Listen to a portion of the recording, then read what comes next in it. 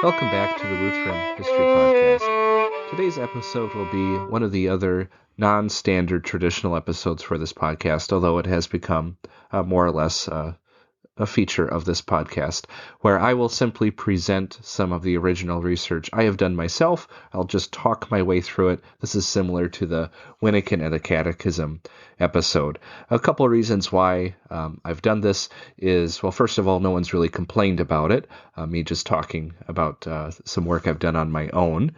And the stats for episode views, they aren't necessarily the most popular episodes, but they're kind of in the high average as far as listens and downloads I get for these. So I'm not totally discouraged about presenting my own research.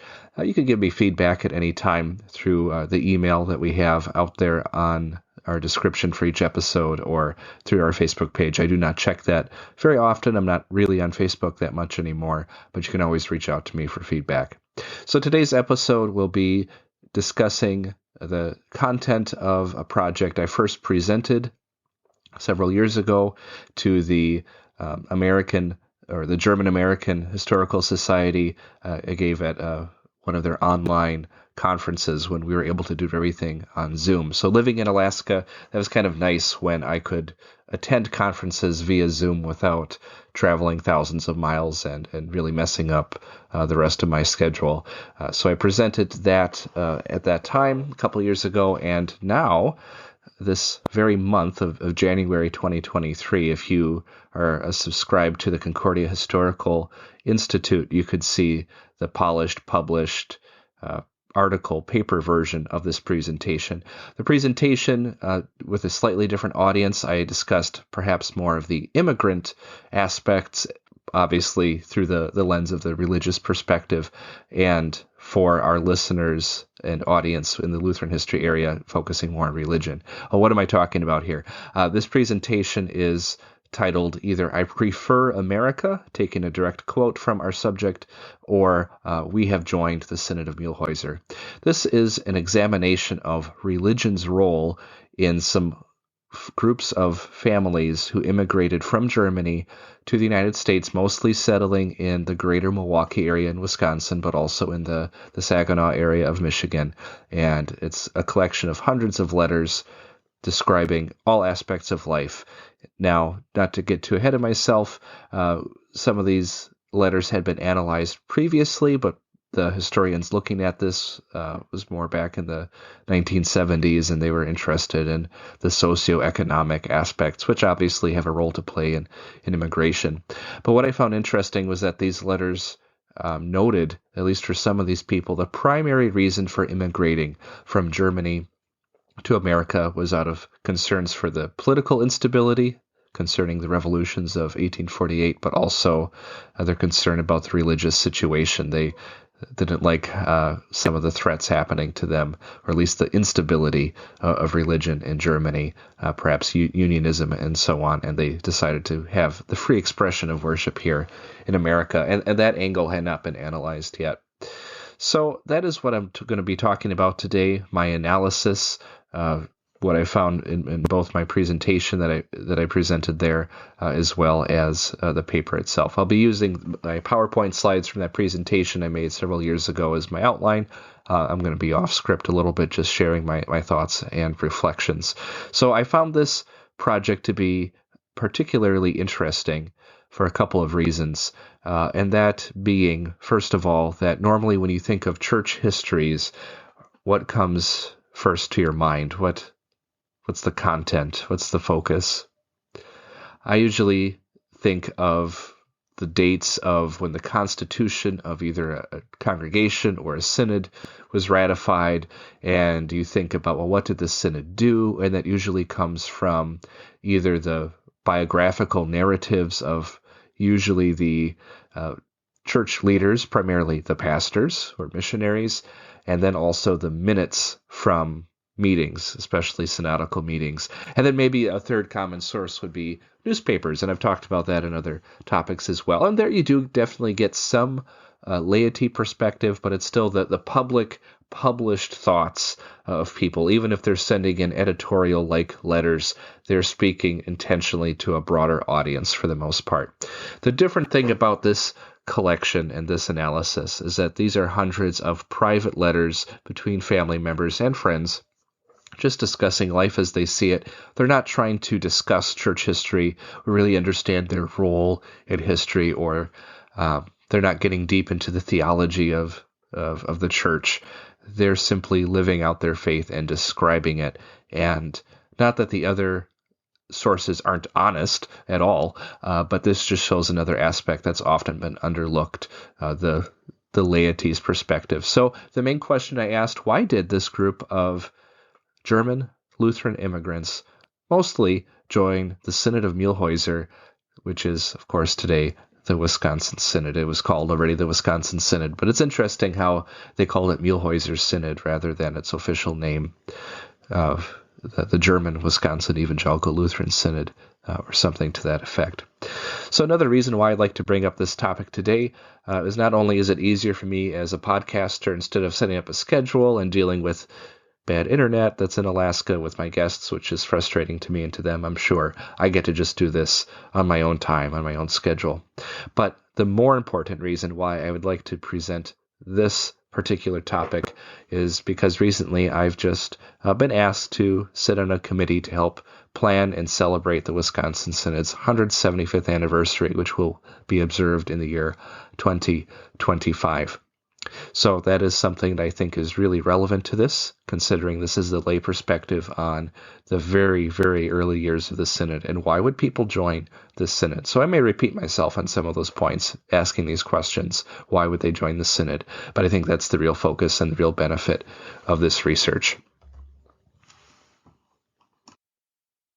So without any further ado, let me just give you a brief overview of the people that we're talking about here. The people are generally described as the Franks or the Kerlers. These are the two last names. They were joined by marriage and also by geography, but they were spread out. I won't go through every single family member. There are dozens of them, but there's some main speakers here.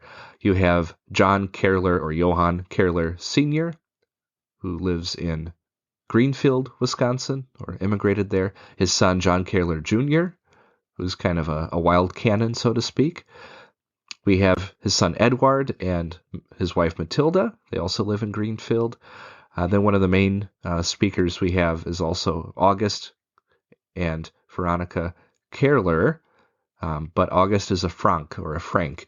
So this couple is the connection between the Franks and the Kerlers, August Kerler and Veronica Frank. They live close to the Kerler branch in Greenfield, but they live in Milwaukee. Then you have Henry and Regina Frank in Greenfield, and Louis and Wilhelmina Kerler in Greenfield. So the Kerler clan stuck mostly together in the greater Milwaukee area. In Michigan, we have some of the Frank family. You have Edward Bark, who married Christiana Frank, living in Saginaw, and you have William and Sophia Seifert living in Saginaw area. Sophia was a Frank daughter. So we see there's one Frank son and two Frank daughters that are some of the main players here. So the patriarch of the Kerler family came to America, Johann Kerler Sr., living in Greenfield. But the patriarch and matriarch of the Frank family stayed in Germany. And this is why we have an abundance of material, because the Franks are mostly writing letters to their parents. At least that's where we get a lot of these early letter collections. And they were preserved and then assembled a little over 100 years ago. So the father, the patriarch of the Frank family, is a Lutheran pastor, Johann Heinrich Frank. He is technically evangelisch pastor. There's a church union. He's living in Dietlingen, but his orientation is still Lutheran. That's his identity. He's a Lutheran within the union. It's not the Prussian Union. He's not living in Prussia, but some of these other German states mimicked that unionism. So if you're familiar with that unionism topic of merging Reformed and Lutheran, that's some of the context here. Then there's another non-family member who is an important correspondent, Carolina Rheineck, who lives in Memmingen, and she is a friend of especially Veronica Kerler, Frank, and she discusses religion quite frequently. So that's just a brief overview of less than a dozen figures. There are many others, but we'll be hearing from all these people. Now, these letters were assembled in a book titled German American Pioneers in Wisconsin and Michigan, the Frank Kerler letters, with the dates 1849 through 1864.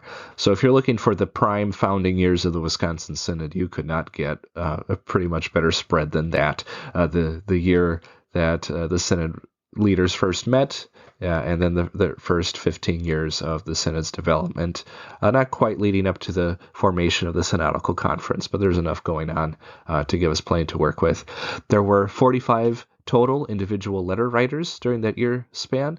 It's a collection of over 500 family letters. Now, of course, these are all originally in German, but in 1911, Louis Frank, obviously a descendant of the Frank family, collected these letters. He transcribed them, which is the process of turning that difficult handwriting into the printed form. And then he published it in a book. So you can, I think it's on Google Books or somewhere online. You can find the German version of this if you wanted to, all for free. The copyright has expired. So I'll just briefly mention here how important it is that Louis Frank did this for several reasons.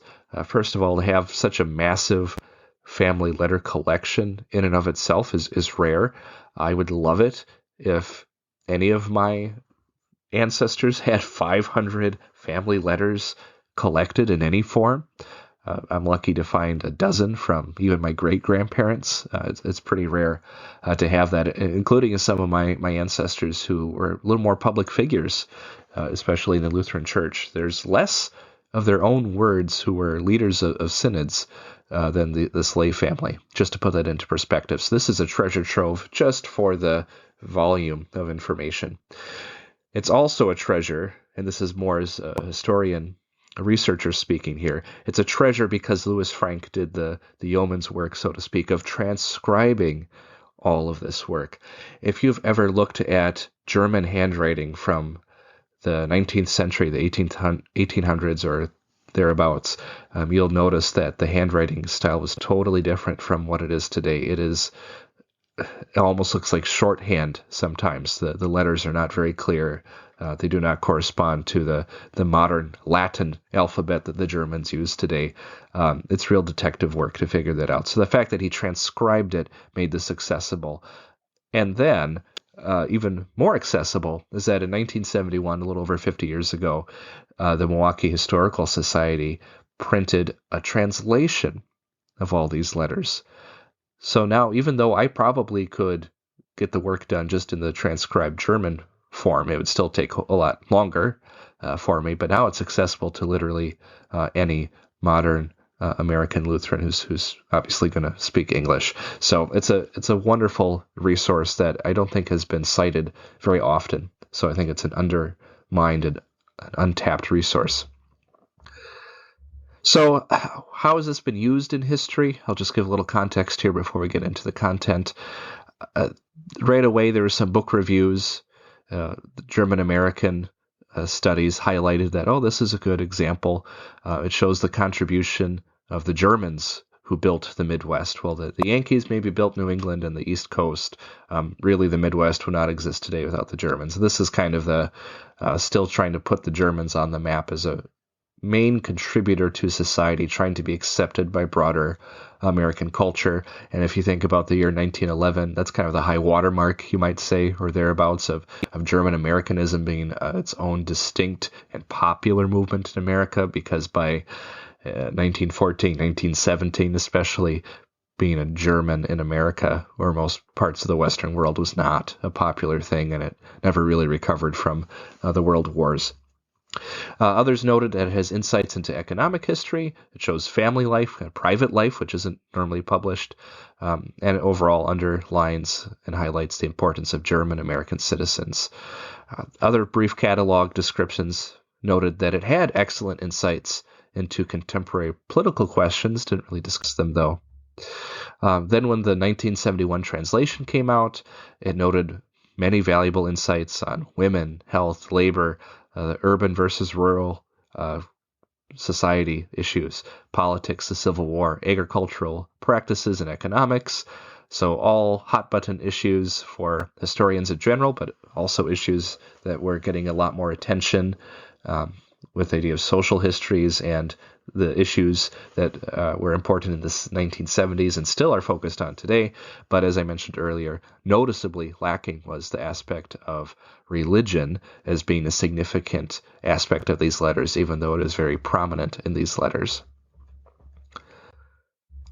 So I'll begin with a brief quote here from the patriarch of the Kerler family, talking about this decision, John or Johann Kerler. He says, "I would prefer this civilized, cultured Germany to America if it were still in its former orderly condition. But as it has turned out recently, and with the threatening prospects for the future of religion and politics, I prefer America." And he wrote this, I believe, to a cousin in the first year he was here in America in 1849.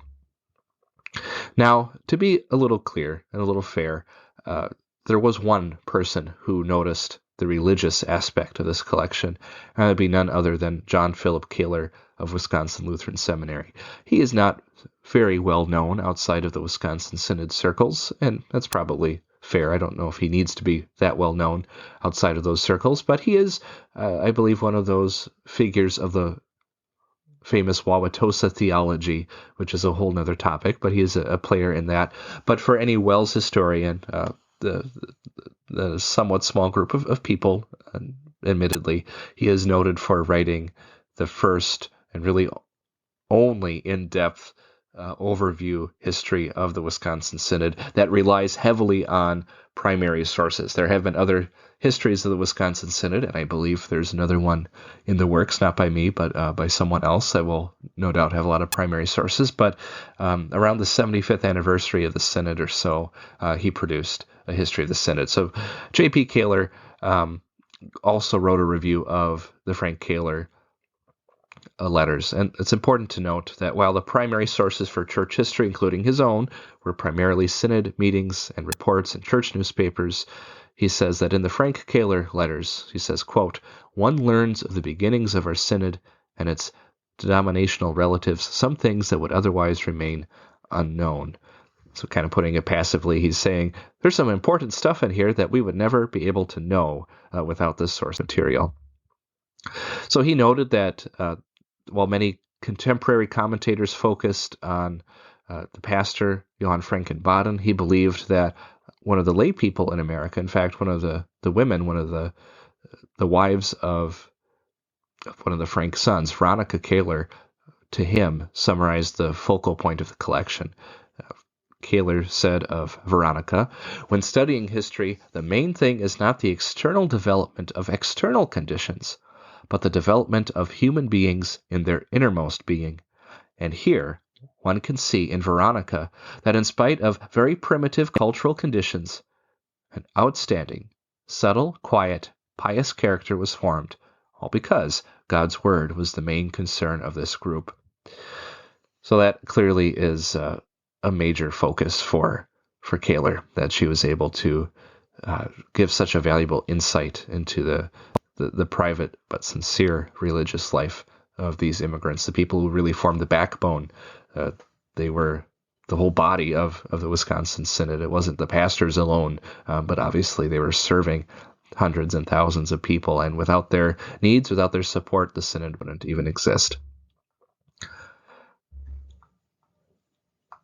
So just to give another context for our discussion today, is that these families are important because they were also pioneer members and organizers of three of the earliest congregations in the Wisconsin Synod when it was founded in 1850. They are members of what is today Grace Downtown in Milwaukee and our first WELS churches in Racine and Greenfield. So just their location is valuable. And their correspondence, as noted, describes both private faith and public worship, as well as some of the leading figures of the Synod. We get what did people really think about Muehlhaeuser and some of the other pastors. They ended up rejecting some pastors in some synods, but gravitating towards others. I think that's a really important question. This isn't exactly church shopping, so to speak. It was church forming. They were forming their congregations. They were making fundamental decisions about their identity and their purpose, and all of these important questions they never really had to consider in Germany, just being born into the community that already had churches there for hundreds, if not thousands of years in some areas. They just kind of could go on autopilot, more or less, and have a spiritual system in place for them. But immigrating to the frontier in America, they had to do a lot of serious thinking about identity and purpose. So as much as J.P. Kerler said, this is great, these guys have such a great insight to our synod's history. In his massive tome, The History of the Wisconsin Synod, he would include just 2 paragraphs on the Frank Kerlers.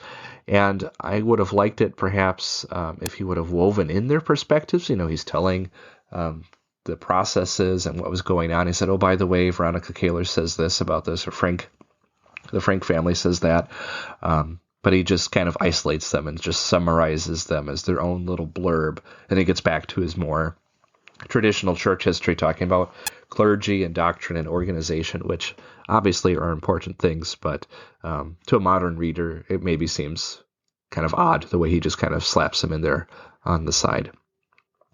He does note in this history of the Wisconsin Synod that the Kerlers were blessed back in their Bavarian homeland with a pious mind and Lutheran convictions that here contributed much to the furtherance of congregational life. So he's giving them the credit he sees that is due to them, but it's interesting that they're really the only lay perspectives that he includes in the early history of the Wisconsin Synod. So even though Kerler noted that they're important, he didn't really use them all that much, and after a pretty thorough search in the last over 100 years, I have found no further mention or analysis of the Frank Kerlers in the Wisconsin Synod historiography. I looked through all the Wisconsin Historical Society journals and the few other histories that have been put out. They're not really integrated at all. So I would like this to be out there in the open, which I've obviously been doing not in articles and not only in articles and presentations, but this podcast episode. So I believe there's something that's been left undone for this topic.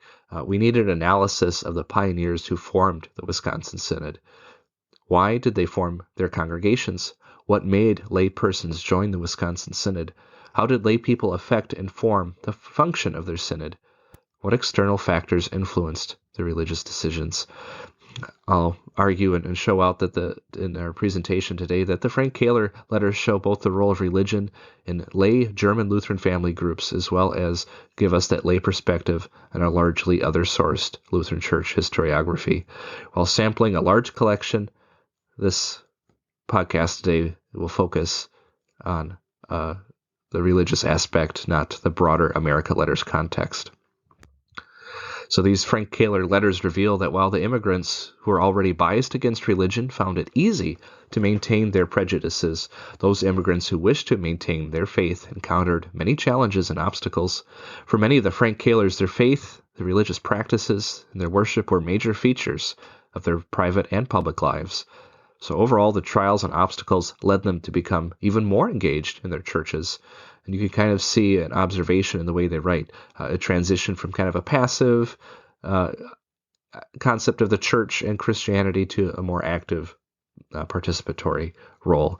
And I'll say again, as I said before, without the willingness and participation of the immigrant Lutheran families and lay people like the Franks and the Kerlers, organizations such as the Wisconsin Synod would not have come into existence, much less survived.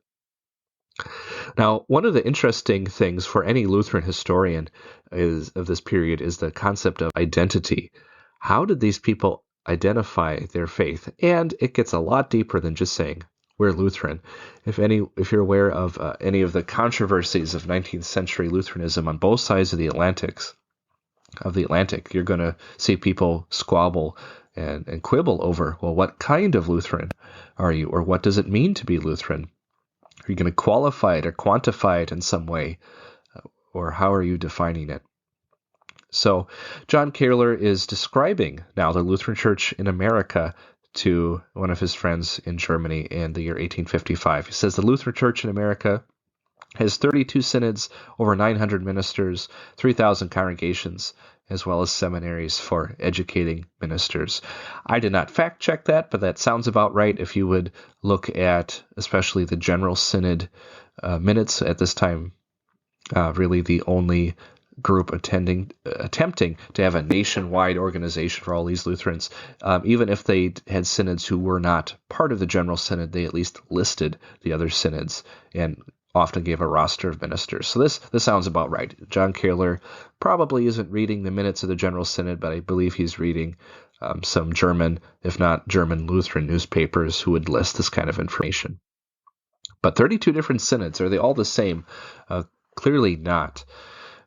But we also get a description of religious daily life. William Seifert, living in Michigan, wrote to a family member. He says, our Sunday get-togethers with indispensable dancing and target shooting angered only a few Yankees and German old Lutheran pietists.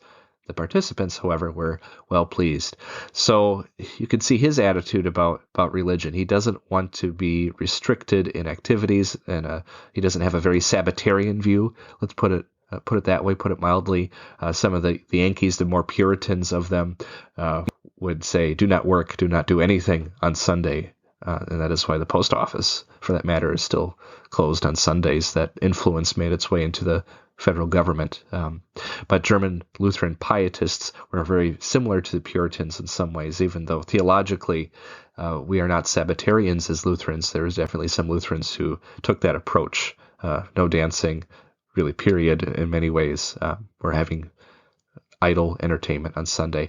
Of course, there comes the pastoral concern of, well, if you're just having fun on Sunday and you're not making time for public worship and the Word of God, then there is a real spiritual problem. So obviously, William Seifert is leaning on the Christian freedom side. I don't know if he's so much focused on the Christian aspect of freedom rather than just freedom in general. We'll hear more about William Seifert later on.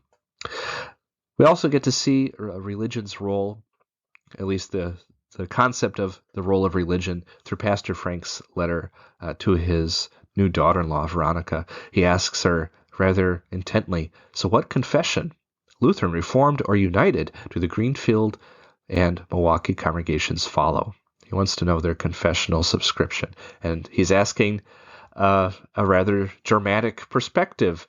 He only has three options in Germany, really, for being a Protestant. Is it distinctly Lutheran or Reformed, or is it one of those United Union congregations? Of course, in America, there are many, many more options.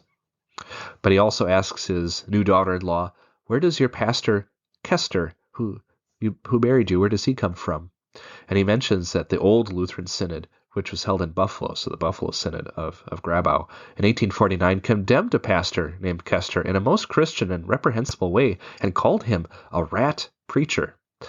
So it seems like Pastor Frank is mostly disgusted by this accusation of how one Lutheran group can describe another fellow Lutheran pastor in this way, but maybe he's a little cautious. Like, is there something behind that accusation?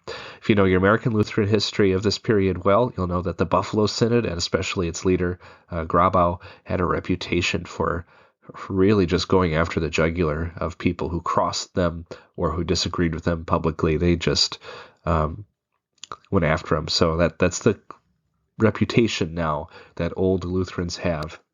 If they immigrated to specifically preserve their view of Lutheranism, they're put into the old Lutheran camp.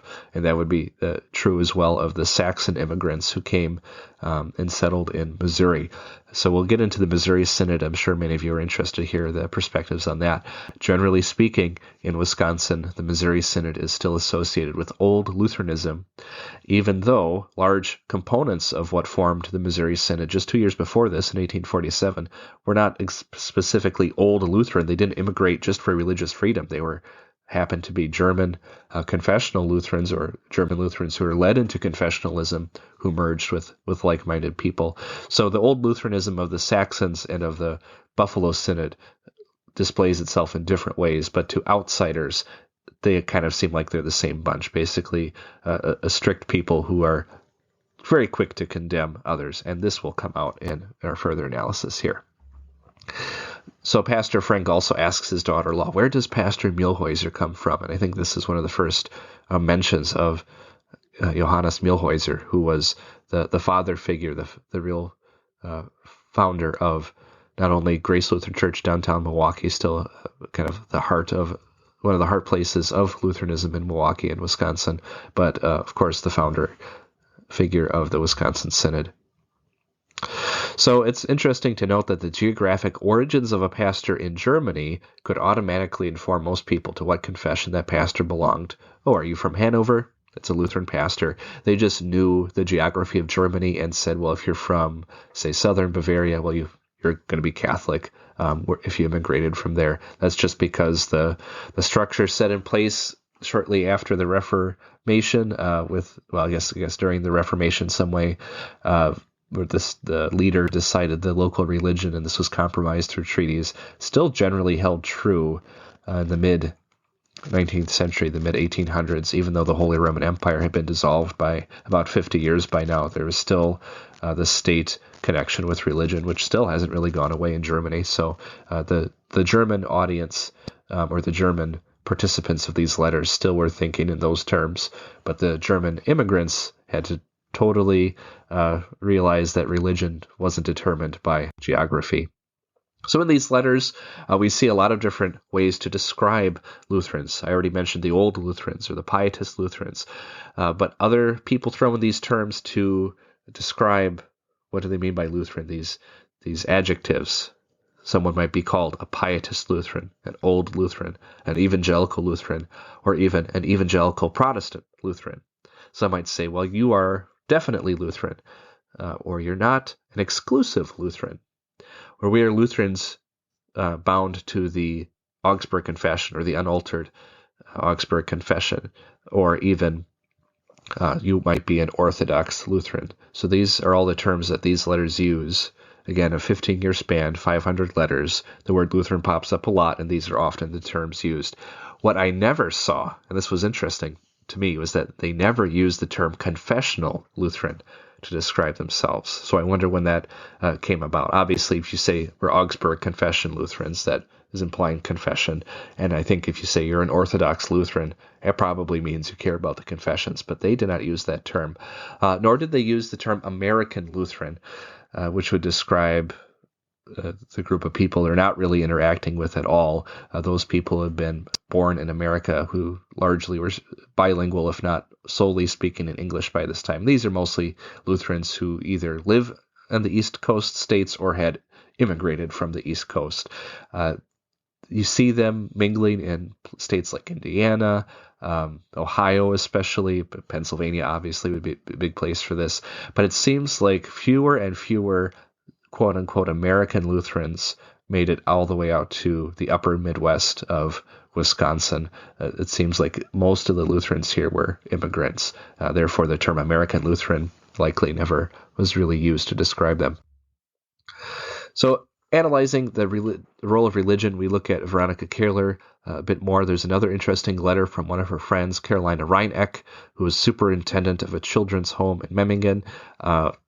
Just real briefly self-advertise here. If you want to look back to our episodes on the German awakening, that will give you the context of why these pious, awakened Christians in Germany are now doing kind of what we might call social services today, I guess is the term to describe it, but they're serving social needs as an expression of their genuine faith. So Caroline Wyneken is an awakened German Lutheran, I would say, based on just her job description. Well, this is what she says in her letter to her dear friend, Veronica Kerler. She, first of all, credits God with the safety that they had after their long immigration journey, but she also reminds Veronica that all their earthly blessings, all the stuff they were able to take with them from Germany to America, all the materials they were now acquiring as they were setting up their new homes, all these were earthly blessings on loan from God. But this is what she brings up as the most important fact. She says, you have no doubt missed the communion of believing souls in your isolation. And then she cautions, do not leave the confession of our church, for the teachings of our Lutheran church are like no other. I sincerely wish that you may have the opportunity of hearing good sermons, however plain, and if Holy Communion is not distributed according to our catechism, I prefer that you would stay away." End quote.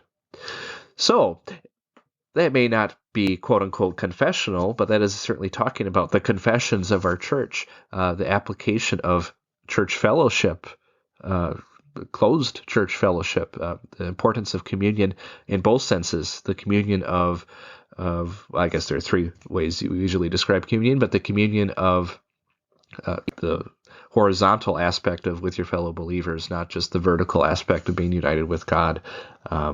And but of course, key here is the real presence as well. If it's not distributed according to our catechisms, in other words, if they are not teaching that Jesus' body and blood is really present in, with, and under the bread and wine, which of course is really the key issue between Lutherans and Reformed in many of these points of conflict, and we'll see that come up again. But in the Union churches, that was really the issue that came out in those liturgies was, are we going to describe the real presence? Are we going to teach and proclaim the real presence in communion or not? So that's the religious context in Germany. The distinctive Lutheran teaching on communion is the correct teaching versus the blurring of the lines in a united church or the false teaching in the Reformed church. So this is still very important to Carolina Wyneken, and she's writing this to her friend, that you're in a totally new landscape. Do not forget the true aspects of your religion. And don't take shortcuts, basically, is what she's saying.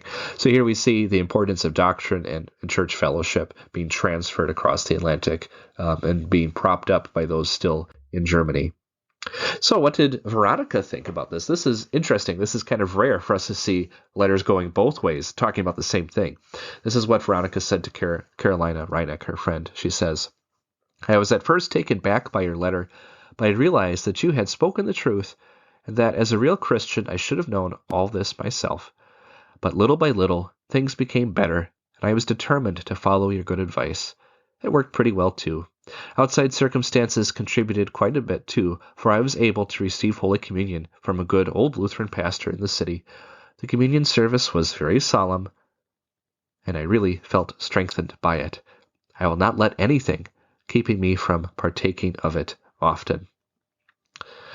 So I don't know why she was taken aback. Maybe the first time I read it, it was, wow, Carolina, I thought we were friends, and now you're going super deep and serious. But that maybe she realized, well, this is really important, and a good friend does talk about important things to me. So that's the way I've taken it. Not so much that she was offended by the content of it, just the quality of it, the seriousness. But Veronica appreciated the direction and then reassured her friend that she was able to still have communion as a sincere confessional Lutheran, not that she would use the term. So Veronica also mentioned to her friend about this pastor. She said, "We have lately become very well acquainted with this minister. Whenever we drive to the city, we visit him, which is always a very great pleasure for me. He was to come and preach to our congregation every 2 weeks, which he actually did once. But he spoke too much against the Reformed, of which there are several in our congregation. So he caused the displeasure of others, and therefore will hardly last in our congregation. The latter is not even in agreement with itself, and so it can take a long time before we get a good minister in our church." End quote.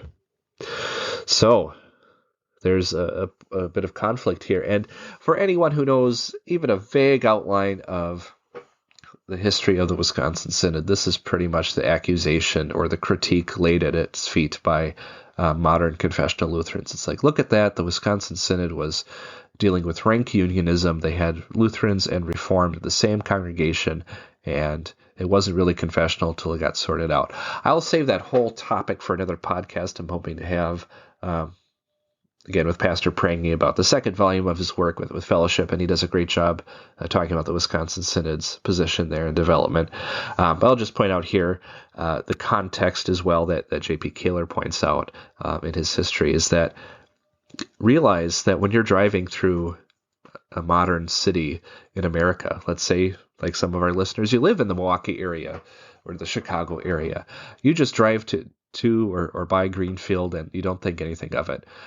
But imagine driving there 175 years ago and there's literally nothing there, except for forests and fields and swamps and a few isolated settlements of just a couple dozen buildings, and none of those buildings are older than 10, 20 years at the most. The infrastructure, the settlement, this whole kind of frontier aspect is something that is impossible for us to fully understand. And even I, living in the last frontier of Alaska, I would have to talk to someone who's nearly 100 to get a perspective on what the real frontier days were like here in Alaska, at least where I live. They had so many issues they had to deal with. And I don't mean to say this was a wise idea to automatically mix Lutheran and Reformed together. That's not what I'm advocating. But Kerler points out these are just people who happen to live close to each other. They both spoke German. They wanted to get some kind of organized religion. So they said, well, it's maybe better together, was maybe their naive attitude. And obviously, we see there are issues when you say communion is important, but you both really disagree on communion. So this pastor came in, and it's Pastor Dulitz, who I'll talk about a little bit more later. He realizes this is a problem, and he says, look, there's a real issue here. Let's not pretend we're all the same, because we're really not. And this is what some of the more confessional church bodies, especially the Missouri Synod and others, were recognizing already at this time. We have to stand firmly within our Lutheran identity because it has real doctrinal and spiritual consequences, not just on paper, but for the spiritual everyday lives of our members and our congregations. So to their credit, they were attempting to resolve a serious issue, especially concerning communion. On the other hand, perhaps the delivery didn't come off very well, and it's really hard to judge, and I don't want to do that here. Is it the speaker's fault for just being tactless and tone deaf as he did this, or were the recipients just not ready to hear the truth? And I suspect sometimes it's a little bit of both, but these people in this Greenfield congregation were put off by the fact that this pastor would speak against Reformed theology, or maybe Reformed people in general. Again, I don't have his sermon in front of me, so I don't know what he actually said. So this caused some tension. The pastor that Veronica had actually liked as a fellow Lutheran realized it's causing tension in her immediate community. So this is played out in congregation after congregation, place after place, especially in Wisconsin, in the congregations that would eventually join the Wisconsin Synod. So one of my theories is, you can point to a lack of confessional rigidness or robustness, if you want to put it that way, in the Wisconsin Synod. But I think a lot of these congregations joined the Wisconsin Synod because Wisconsin was willing to work with them and say, okay, we're still in development. We're still establishing ourselves. We have a lot to process and figure out. We're going to treat this issue with some patience and take our time doing this rather than showing up and right away fix all of these issues. What's the priority is really the question. So that's a question for theologians and historians both to wrestle with. How do you measure confessionalism? How do you act on it, even if you want to do this? So we see this tension here, to put it in summary here. Veronica is encouraged to be a very confessional Lutheran, yet in practice is running into conflict with the doctrine she knows is right, and the whole congregation and their leadership is wrestling with this. So this is one of the key insights I would say from these letters very early in this congregation's history. This brings into focus the fact that for them, not only are they living in a foreign land as immigrants, just with the language and the geography, but this is really a foreign religion. So one of the major aspects of this foreign religious landscape is just the total contrast between the organization, the structure of the church, and this largely comes to its relationship with the state. Of course, in America, constitutionally, there's no state-established religion. Now, ironically, some states were able to have that. Some of the older colonial states had an officially state-connected church. What was meant by that is that the federal government would not publicly support or endorse or prop up a specific religion or denomination. But that was, of course, totally different in Germany, and we understand this even from our concept of the Reformation church history. And to be sure, this brought some challenges in the transition, not just with understanding, but some real practical issues. To be sure, there were benefits of the state church system. On one hand, with the government behind the church, there was clear legitimacy. This was official. It was backed up with the resources and the institutions of the state. There wasn't really any fear of imposter preachers randomly popping up in Germany. That was kind of an unheard of issue. That also meant, in a similar way, there was standardized training for clergy. Now, there might be issues with the content of that training, but he didn't have to wonder, not only is this guy an imposter, but he says he's a pastor, but what kind of seminary training did he have? In Germany, it would be a lot more standardized, especially with all the tests and exams the pastors had to take before they would be ordained. Of course, with the state church, you have structure and organization. You kind of know how things work. Now, of course, there's always problems with any kind of bureaucracy, and the state church system certainly had their issues, but a lot of the struggles of the early Lutheran synods were just figuring out how to function, how to get organized, and they were kind of making up a lot of the stuff as they went along. Now, the state church also had this accountability within a clearly defined hierarchy. Again, there might be issues with that hierarchy, but there's still a hierarchy. How do things work? Who answers to who? And of course, there are large state resources. I'm not sure how the tax system worked exactly in Germany. If your average peasant was very aware of the fact that he or she, I guess, was paying into taxes to get church out of it. But these Frank Kerler letters reveal that people were surprised that they may have to pay Sunday weekly offerings to help support the congregation. There was an affront to them at first. I have to pay to get church. It just was a foreign concept to them. So the state resources behind the church had made religious services having a pastor kind of be an entitlement that any citizen would have. And of course, having a state church meant that at least as far as external appearances were concerned, there was unity. There was one Lutheran church in the Kingdom of Hanover, for example. You didn't have 32 different synods who were not all united, who weren't in fellowship with each other. That just wouldn't be conceivable. Of course, there are negative sides, almost like the opposite side to every coin here. Where you have hierarchy and authority, the negatives of a state church meant that authority would often dictate matters that were matters of conscience. We see this play out with the unionism and communion issues. We also see that theological decisions made by those in the hierarchy, those connected to the state, were often more influenced by politics or even a particular monarch's personal preferences than by real, genuine theology. It's not coming from an understanding of doctrine. It's not coming from understanding of Scripture. It's sometimes coming just out of the popular philosophy of the day, but really just what makes a good geopolitical or a strategic political choice rather than dealing with the spiritual issues. Now, the pastoral office in the state church systems was open to abuse just because there's a certain class of people in some areas called the Hübschen class. It's not exactly middle class. It's not really an economic class as we think of it so often today, just more of a status kind of thing. So you had your commoners, your peasants, farmers. You didn't really have serfs anymore, but in some areas it probably didn't look too much different from the Middle Ages. And of course, the nobility was still existed, and they had their own role in society. But in between, you had this class of people who might be ennobled to a very low rank of nobility if they did a really good job, but for the most part, they were not nobled. But this was a class that provided civil servants for the state.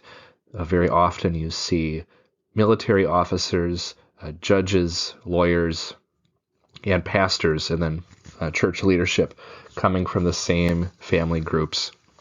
generation after generation, even century after century. Another example we've talked about a lot in this podcast would be Wyneken's family.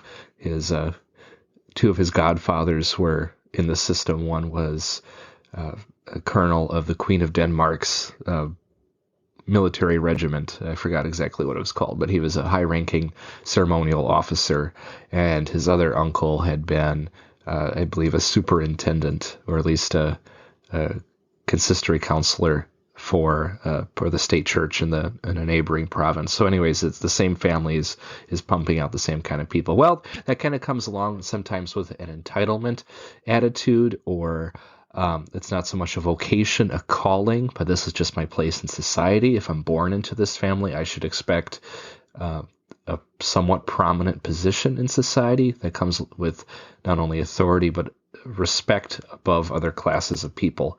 And that's going to cause problems as well. And of course, when you have unity, you're unified for the sake of appearances, it often underlies the fact that there's not real unity that's genuine. It's kind of an external unity. So the sincerity of being united in the faith is something that really comes out in America as well. Now, what's the flip side of now the free church system in America? That's the constitutional system. Well, you have a free church, you have the benefits of being motivated and engaged with the congregants. They're not simply automatically baptized as a form of citizenship, as sometimes was the case in Germany. Some of these smaller German principalities, even in the 1840s, perhaps even later, said that 100% of our population was Lutheran. Well, how do you get that? Well, every single citizen of these states were baptized members of the church. And wow, that would be great. It kind of seems like kind of a utopia, right? To have everyone in this country be the same page, totally united in the faith. Clearly, I don't know if they're really dealing with issues of hypocrisy or is their church discipline at all. Is going to be no unrepentant people at all that no longer are within the church. You can see there's maybe some issues then if you see 100% of your population is one religion or another. It's a different kind of identifier than actual faith. So this idea of the German awakening, as I mentioned earlier, has something to say about this, and pietism is related to this. Do you really believe, or are you just culturally a Lutheran or a Christian? Well, in America, where no one's forcing you to be part of a church, and there's no real major benefit to be part of a congregation, they just actually make you work harder by building a church, providing land and material. It's an obligation more so than anything, at least up front. You have to pay now out of your own pocket to support your congregation and provide a pastor. At first, from a superficial point of view, there's much less to be gained than to be lost by simply being associated with a congregation. Now, of course, today, people join churches for all the wrong reasons. Even now, probably not as much as they used to, but church is a good place for social networking. Maybe find a spouse, or using church as a dating pool, or using religion as a political leverage, or good for business, all that kind of stuff. I'm sure was happening to an even greater degree in the 1840s, 1850s. But by and large, being in a free church system, it was a matter of conscience of, I really want to be here, especially if you are founding a congregation, you are settling in a new area, and you have to consciously make the decision, we need a church here, and we don't have one yet.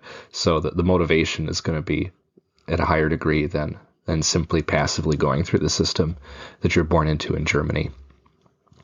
Now, there's also the benefit in the free church system of you have the freedom of how to organize and govern your own church. It isn't dictated by a higher authority for political expediency. And it means there's at least a possibility of having genuine unity, not enforced externally, but arising from sincere beliefs mutually held by the congregants. Now, as mentioned already, there are some downsides, especially from the layperson's point of view. Negatives, you might say, of the free church system. All the costs covered in a congregation were out of the pockets or out of the earnings and the labor of the pioneer congregant members. And we see that they're busy establishing literally everything. You see a common refrain in these letters and the comments on it from a generation or two later: civilized versus uncivilized. This isn't talking about the quality of the human beings being like more or less human, not at all, but just you have to build everything in your society in these frontier communities, or at least really develop them from where you found them. These people are establishing families, their own homesteads, their farms, their businesses from scratch. They're building their own infrastructure. A lot of the early road systems were perhaps like a plank road system, and it was all privately owned. It was a toll system where certain people would get together and build a road out of wooden planks. Could you imagine just the highway being a bunch of boards laid across some gravel for 20, 30 miles, and someone owned that road and he paid them for the privilege of it. So anyways, all this infrastructure, all this stuff, you're starting from scratch in most of these areas. And now on top of it, you have to dedicate your various resources to church. Now, another negative of the free church system is there's no system in place for a lot of these immigrant groups to provide pastors. They're almost entirely immigrant pastors, and the state church in Germany isn't going to be actively sending off pastors outside their country. For example, the Kingdom of Hanover says we're not going to send our kingdom's public servants, our pastors, outside of our kingdom. They're not going to send them across the border even in Germany. Most likely, I've never heard of that happening, much less than officially send them off across the Atlantic. And who knows if you're going to get them back. Now, of course, there are German mission societies that have been popping up late 1830s, early 1840s especially. So there's been about a decade of development, and this Wisconsin Synod benefits from that.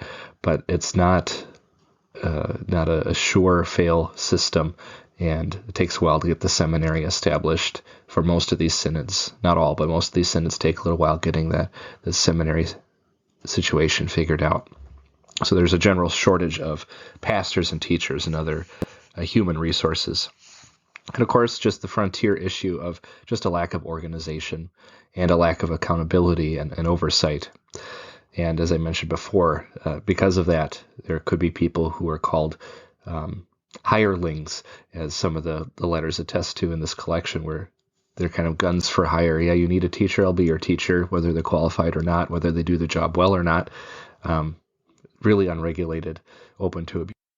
Part of the religious foreign landscape that the immigrant letters reveal is just the shock of the different religions that are present. Not only are they allowed to exist, but they flourish, they thrive, they're everywhere. In Germany, the Catholics had their territory, the Lutherans had their territory, and generally people stayed in their lane, stayed in their box. That was just legally how it was supposed to work, and there might be some minor exceptions here and there, or maybe some grandfather clauses when territories got merged, but by and large, it was that system. So John Kerler Sr. is writing back to friends in Germany, describing kind of the benefits of living in America, but it also comes with a cost from his perspective. He's kind of shocked, maybe even dismayed by the Catholic activity in his own neighborhood.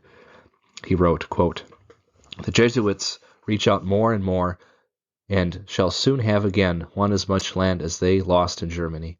Monasteries are being erected. A missionary from Rome traveled in America and had lectures all over. He stayed with the bishop in Milwaukee for some time, traveled in the surrounding areas, and set up crosses all over. The neighboring Catholics went to the city on a procession, carrying cross and banners, and also invited the priest to preach for them, which he did. That is how it is here in a free country."